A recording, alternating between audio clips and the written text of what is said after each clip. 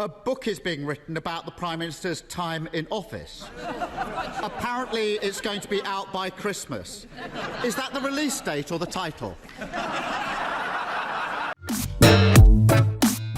Alright, so I'm just going to do this one without a plan, like a Tory. So, since the last video, Liz Truss has got rid of Kamikaze Kwarteng. Thank you, Mr. Speaker. As I regularly say now, I welcome the new Chancellor to his place. And she's installed Jeremy Hunt as the Chancellor, who's now proceeded to roll back all of her recent decisions. All that is left after these humiliating U-turns are higher mortgages for working people and higher bonuses for bankers. So he's now come out and said that we're in for basically austerity 2.0, which makes some sense because you can't have growth with low tax under a period of high inflation. That just doesn't work economically. So you can kind of understand that there'd be austerity if the other option wasn't a windfall tax on energy companies who have already said that they're okay with that. And that's coupled with the fact that we've already had a decade of austerity under idiot Tories. So with that backdrop, everyone is rightly giving old Hunt the finger. There's no getting away from this. Millions of people are facing horrendous mortgage repayments.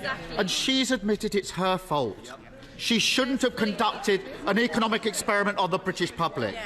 But it's not just her. They put her there. They're keeping her there. Why on earth would anyone trust the Tories with the economy ever again?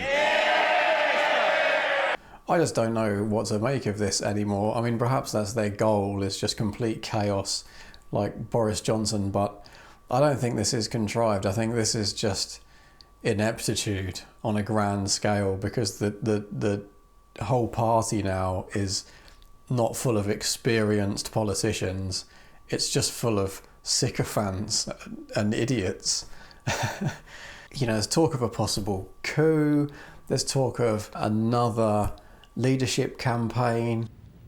No, God! No, God, please, no! No! No! No! There's also talk of the Tories just getting rid of Truss, as circumventing standard process and just instilling someone, probably Sunak. I mean, you know, do not forget that everything post-Cameron has just been a series of the worst Prime Minister in history. Like, May was appalling, and we wrongly thought, oh, well, it can't get any worse. And then we got Boris Johnson, who, unlike May, was not really a politician. It's just a sort of a blob of cheese made human, and wasn't actually trying to run a country. He was just having a laugh. And then you think, oh, it can't get any worse than that. And incredibly, it actually has, because now we've got someone who I think would like to be a proper politician, but, you know, couldn't even be a supervisor at a presse-à-manger. And part of me thinks, well, I'd actually be fine with Truss staying, because I just want anything to get Labour. I just want anything that's going to get Labour into government during the next election. But of course, on the other hand, that means that in the interim, in the next 2 years, you know, people might die because of these sorts of decisions. At best, they'll be a lot poorer and have a much worse standard of living. But in terms of the healthcare, you know, this have very real effects on morbidity rates. The UK, everyone. Oh, see you in the next one.